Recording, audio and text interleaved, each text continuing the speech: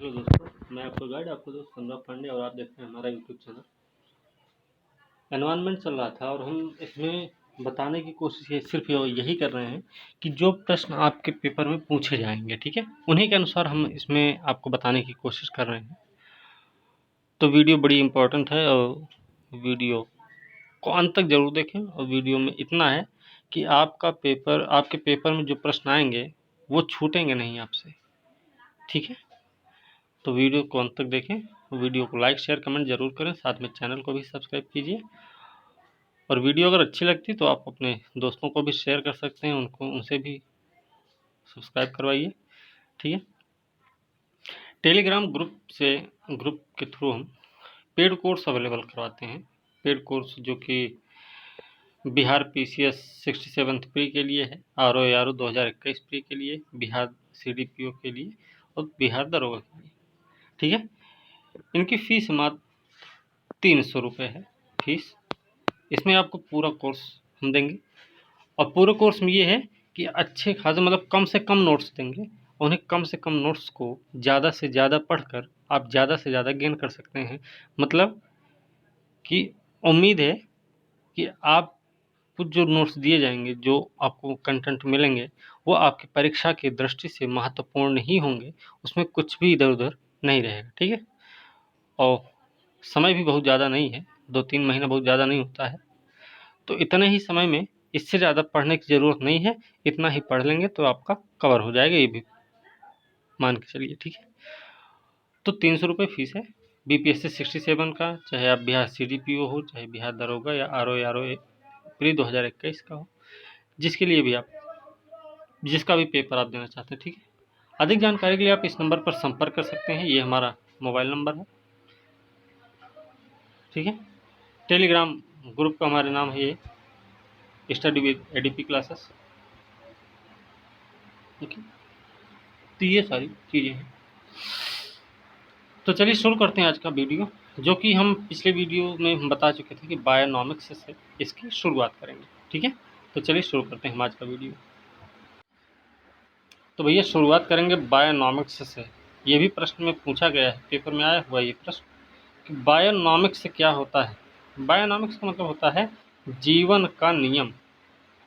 Bionomics का अर्थ किससे लगाया जाता है, ये पेपर में आया हुआ प्रश्न है। तो जीवन का नियम इसका अर्थ होता है, यह पारिस्थितिकी का ही एक पर्याय होता है। पारिस्थितिकी का एक पर्याय होता है बायोनॉमिक्स। अच्छा, आगे है अनुक्रमण की सर्वमान्य परिभाषा F क्लीमेंट ने, ये भी अनुक्रमण की सर्वमान्य परिभाषा F क्लीमेंट नाम है इनका। इन्होंने 1916 में पौधों की विभिन्न प्रजातियों का अध्ययन करके दिया था। पौधों की विभिन्न प्रजातियों का अध्ययन करके 1916 में F क्लीमेंट के द्वारा अनुक्रमण की सर्वसामान्य परिभाषा दी गई थी। तो याद रखना, अब जैविक अनुक्रमण जो होता है उसका सही क्रम क्या होता है, ये पेपर में पूछा गया है कि भैया जैविक अनुक्रमण का सही क्रम क्या है। तो जैविक अनुक्रमण का सही क्रम क्या है, नगरीकरण होगा। नगरीकरण होगा मतलब सब कुछ धीरे धीरे खत्म होते रहेंगे, तो वहाँ से प्रवास होगा, वहाँ से लोग दूसरी जगह पर जाने लग जाएंगे। जब कहीं दूसरी जगह पर जाएंगे तो क्या होगा, वहाँ पे स्थापना होगी। मतलब भाई कहीं दूसरी जगह जाएंगे तो अपना स्थिर होना पड़ेगा ना, कुछ न कुछ सही करना पड़ेगा, अपना घर और भी बनाना पड़ता है लोगों का ना। फिर उसके बाद प्रतिक्रिया होगी। प्रतिक्रिया होगी भाई, एक दूसरे में कंपटीशन होगा, उस कंपटीशन में जो जीत जाएगा वही वहाँ पर फिर रहेगा। तो ये है इसकी प्रक्रिया। जैविक अनुक्रमण का सही क्रम क्या है, नगरीकरण, प्रवास, स्थापना, प्रतिक्रिया और स्थिरीकरण। तो ये याद रखना इसका क्रम है। आगे है मनुष्य को उसकी जीवन शैली को सुचारू रूप से चलाने के लिए आवश्यक जो पारिस्थितिकीय घटकों की मात्रा होती है वही पदछाप कहलाती है। पदछाप क्या भाई, कि मनुष्य को उसकी जीवन शैली को सुचारू रूप से चलाने के लिए आवश्यक पारिस्थितिक घटकों की जो मात्रा होती है उसी को पदछाप कहते हैं। याद रखना, जब प्राकृतिक संसाधनों का अधिक दोहन होता है तो पदछाप का आकार उतना ही बड़ा हो जाता है। मतलब प्राकृतिक संसाधन जब ज़्यादा नष्ट होंगे, ज़्यादा यूज किए जाएंगे तो पदछाप भी बड़ा होगा, ठीक है। तो याद रखना भाई, कि प्राकृतिक संसाधन का जितना अधिक दोहन होगा पदछाप का आकार उतना ही बड़ा होगा। मतलब दोनों में अनुकूल संबंध पाए जाते हैं भाई, ठीक है, प्रतिकूल संबंध नहीं, अनुकूल संबंध है। और इसकी माप की जो इकाई होती है वो होती है भूमंडलीय हेक्टेयर। ये प्रश्न पूछा गया है कि भूमंडलीय हेक्टेयर पारिस्थितिक पदछाप की इकाई क्या है, ठीक है। चलिए आगे है, पारितंत्रों की घटती उत्पादकता का क्रम क्या है। पारितंत्रों की घटती उत्पादकता का क्रम, तो भैया सबसे ज़्यादा मैंग्रोव क्षेत्र में, फिर उसके बाद घास स्थल होता है, फिर झील है, फिर उसके बाद महासागर का नंबर आता है। किसमें? पारितंत्रों की उत्पादकता के मामले में, ठीक है। मैंग्रोव, घास स्थल, झील और महासागर, ठीक है। ये भी प्रश्न आते हैं, पिक्नोक्लाइन क्या है, हेलोक्लाइन क्या है, थर्मोक्लाइन क्या है, ये सब भी आपको पता होना चाहिए। आपको पता होगा, लेकिन फिर भी एक बार रिवाइज करना जरूरी है कि कहीं कंफ्यूज तो नहीं है ना। तो पिक्नोक्लाइन क्या भाई, किसी जल निकाय में जो घनत्व प्रवणता होती है उसको दर्शाने का जो काम करता है। किसी जल निकाय में घनत्व की प्रवणता को दर्शाने का जो काम है उसे कौन करता है? पिक्नोक्लाइन करता है। तो क्या काम करता है? घनत्व प्रवणता को दर्शा रहा, कहाँ? जल निकाय में। हेलोक्लाइन क्या है? जल निकाय में ही लवणता प्रवणता को दिखाता है। हेलोक्लाइन जल निकाय में लवणता प्रवणता को दिखाएगा। और थर्मोक्लाइन जो है वो किसी जल निकाय में गहराई के साथ तापमान परिवर्तन, गहराई तो होगी ही, उसके तापमान में परिवर्तन, दोनों को दर्शाएगा थर्मोक्लाइन, ठीक है। ये आप ध्यान रखना है। आगे है, गहन पारिस्थितिकी। गहन पारिस्थितिकी शब्द का पहली बार प्रयोग अर्नीज नेस ने 1973 में किया। जो गहन पारिस्थितिकी का मामला है ना, उसका पहली बार प्रयोग किया था अर्नीज नेस ने। ये वीडियो अच्छी लगे भैया लाइक शेयर कमेंट जरूर कीजिए, साथ में चैनल को भी सब्सक्राइब कीजिएगा। और इस वीडियो के बाद मतलब ये जो पेपर हो जाएगा ना PCS, इसके बाद हम फिर से ज्योग्राफी, एनवायरनमेंट, इकोनॉमिक्स, ये सब की वीडियो फिर से एक अपलोड करेंगे, सबकी बना के, ठीक है। तो वो डिटेल में होगी, ठीक है, बहुत बहुत डिटेल में रहेगी, ठीक है। चलिए, जोसेफ ग्रीनेल द्वारा पहली बार पारिस्थितिकी निषेध शब्द प्रस्तुत किया गया 1917 में। किसके द्वारा? ये प्रश्न आया हुआ है कि पारिस्थितिकी निषेध शब्द का पहली बार प्रयोग या प्रस्तुत किसने किया था? तो जोसेफ ग्रेनेल ने किया है 1917 में, जिसे सूक्ष्म आवास कहा जाता है, जिसे सूक्ष्म आवास भी कहा जाता है। पारिस्थितिक संवेदी क्षेत्र का निर्धारण कौन करता है? पर्यावरण संरक्षण अधिनियम 1986 द्वारा किया जाता है। पारिस्थितिकी संवेदी क्षेत्र का निर्धारण कौन करता है भाई? पर्यावरण संरक्षण अधिनियम 1986 के द्वारा किया जाता है। जैविक विविधता का विभाजन विटेकर के द्वारा 1972 में अल्फा बीटा गामा श्रेणियों में किया गया। तो जैव विविधता का जो विभाजन हुआ है अल्फा बीटा गामा के रूप में, उसका विभाजन किसने किया? तो आपको पता होना चाहिए कि ये विटेकर महोदय ने किया। कब किया? 1972 में किया था, ठीक है। आगे है, सजीव प्राणियों की विविधता को ही जैव विविधता कहते हैं। सजीव प्राणियों की विविधता को ही जैव विविधता कहते हैं। सजीव मतलब जीवित जो हो, उसमें घास स्थल भी हो सकते हैं, जीव जंतु भी हो सकते हैं, कीड़े वीड़े भी हो सकते हैं ना, सब हो सकते हैं। फिर अब आते हैं जैव विविधता पर। जैव विविधता क्या है? पहली बार रेमंड एफ दासमैन ने अपनी पुस्तक, इनकी एक किताब है a different kind of country, a different kind of country, किसकी किताब है? A different kind of country किसकी किताब है भाई? ये रेमंड एफ दासमैन की किताब का नाम है a different kind of country. में बायोलॉजिकल डाइवर्सिटी अंग्रेजी शब्द में किया था। जो है ना जैव विविधता का पहली बार प्रयोग बायोलॉजिकल डाइवर्सिटी के रूप में किसने किया है? रेमंड एफ दासमैन ने किया है, ठीक है। तो याद रखना, रेमंड एफ दासमैन ने किया है किसमें? डिफरेंट काइंड ऑफ कंट्री में बायोलॉजिकल डाइवर्सिटी के रूप में। बाद में क्या किया कि WG रोसेन महोदय ने क्या किया? इसको बायोडाइवर्सिटी बना दिया। तो रेमंड एफ दासमैन ने क्या किया? बायोलॉजिकल डाइवर्सिटी नाम दिया। और फिर उसके बाद WG रोसन थे जिन्होंने बायोडाइवर्सिटी बता दिया कि बायोडाइवर्सिटी है, ठीक है। पारिस्थितिक तंत्र का जो निर्वहन होता है वो विभिन्न स्तरों पर किया जाता है। पारिस्थितिक तंत्रों का निर्वहन विभिन्न स्तरों पर किया जाता है। ये भी याद रखना कि पारिस्थितिक तंत्र का निर्वहन जो है वो विभिन्न स्तरों पर होता है। जैव विविधता दिवस मनाया गया है। हर साल मनाया जाता है 22 मई के दिन भाई। जैव विविधता दिवस कब मनाया जाता है? 22 मई को। तो इस बार कुछ हुआ हुआ देखते हैं। तो 22 मई को जैव विविधता दिवस मनाया जाता है भैया। 1993 में क्या किया गया? संयुक्त राष्ट्र महासभा ने जैव विविधता के मुद्दों पर समझ और जागरूकता बढ़ाने के लिए 22 मई को जैव विविधता दिवस के रूप में घोषित किया। किसने किया? संयुक्त राष्ट्र महासभा ने 1993 में जैव विविधता के मुद्दों पर समझ और जागरूकता बढ़ाने के लिए 22 मई को जैव विविधता दिवस के रूप में घोषित किया है। तो इसमें थीम होती है ना, कोई दिवस मनाया जाए तो उसकी थीम भी रहती है। थीम क्या होगी देख लेते हैं। जैसे देखिए 2021 चल रहा है तो उसमें 2020 का भी पूछ सकते हैं। तो 2020 की थीम क्या थी? पहली बात तो 2020 की थीम तारीख वही रही होगी। तो 2020 की थीम थी हमारे समाधान प्रकृति में है। 2020 क्या था? थीम थी हमारे समाधान प्रकृति में है। और 2021 है कि हम समाधान का हिस्सा हैं।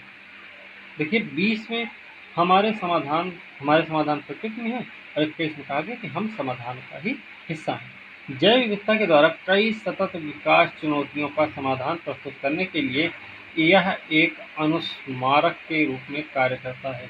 कौन? यह जैव विविधता दिवस क्या करता है कि जैव विविधता के द्वारा जो कई सतत विकास चुनौतियों का समाधान होता है ना, उसमें उसे प्रस्तुत करने के लिए यह एक अनुस्मारक के रूप में काम करता है।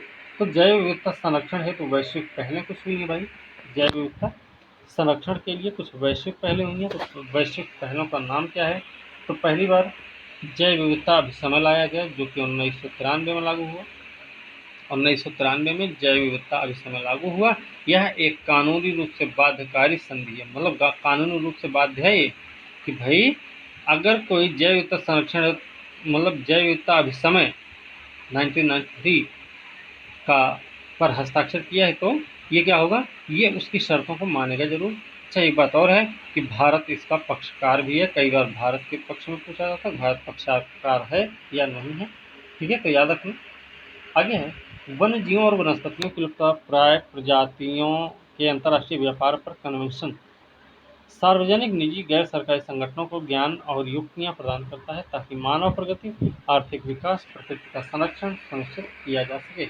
तो ये क्या है कि वन्य जीवों एवं वनस्पतियों की लुप्तप्राय प्रजातियों के अंतर्राष्ट्रीय व्यापार पर कन्वेंशन जो होता है उसमें कहा गया कि सार्वजनिक, निजी, गैर सरकारी संगठनों को ज्ञान तथा युक्तियां प्रदान करता है ताकि मानव प्रगति, आर्थिक विकास, प्रकृति का संरक्षण सुनिश्चित किया जा सके। ठीक है।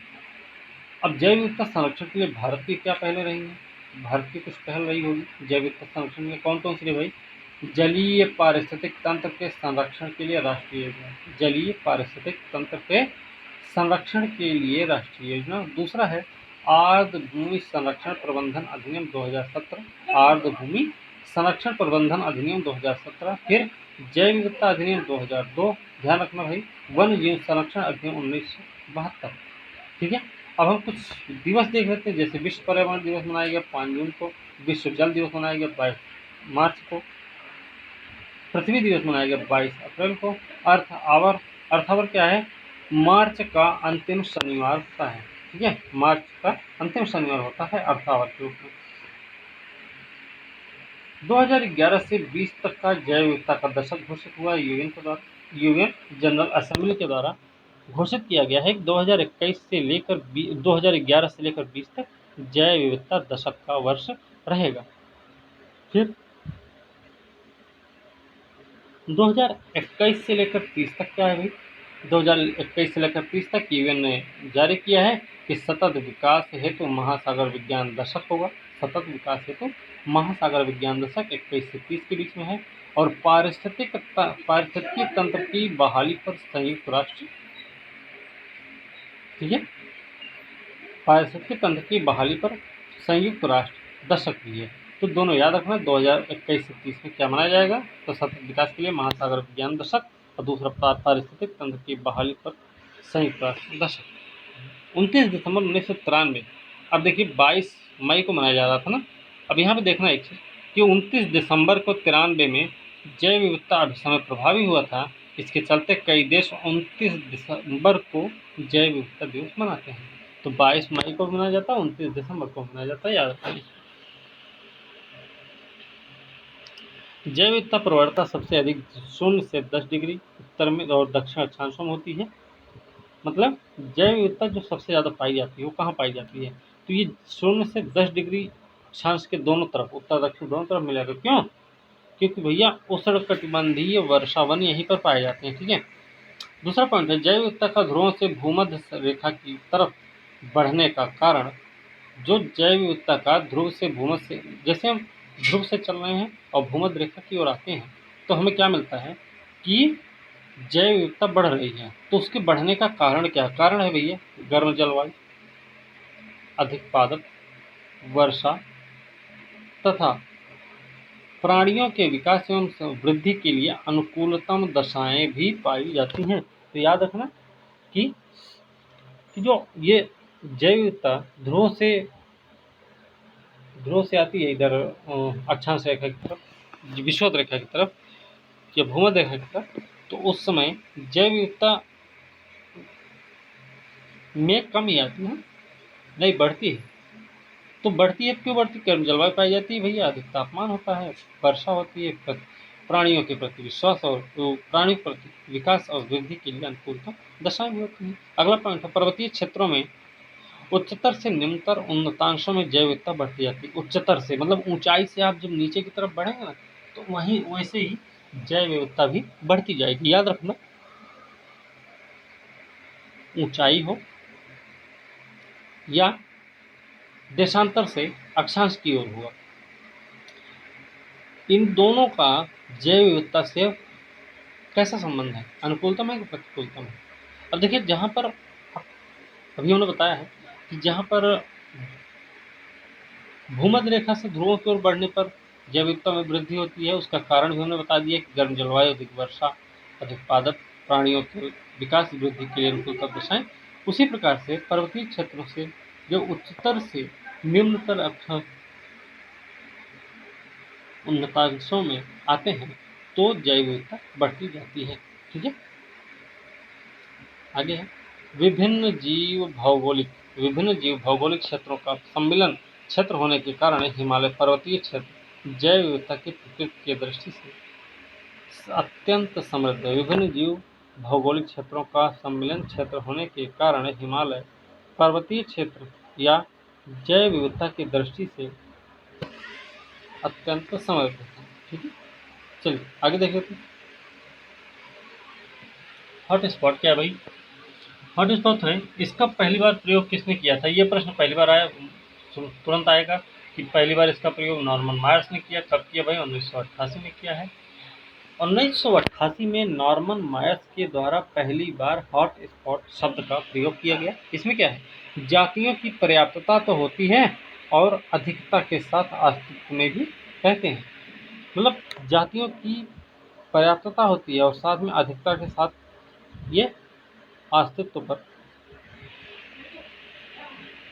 संकट होता। अच्छा नहीं, जातियों की पर्याप्तता अधिकता के साथ इनके जो व्यक्तित्व है ना, व्यवस्था है, अस्तित्व है, उस पर संकट मंडरा रहा है, वो हॉटस्पॉट क्षेत्र होगा। कन्वेंशन इंटरनेशनल द्वारा सूची जारी की जाती है। कन्वेंशन इंटरनेशनल द्वारा सूची जारी होती है। अगला है कि भारत में 2 हॉटस्पॉट कौन कौन से? एक तो पूर्वी हिमालय और एक पश्चिमी हिमालय। एक इधर है भारत म्यांमार सीमा पर अंडमान भी शामिल है और इसके अलावा सुंडा लैंड। ठीक है। तो ये सारी चीज़ें इसमें है। आगे देखिए, आगे है जाति बहुतायता।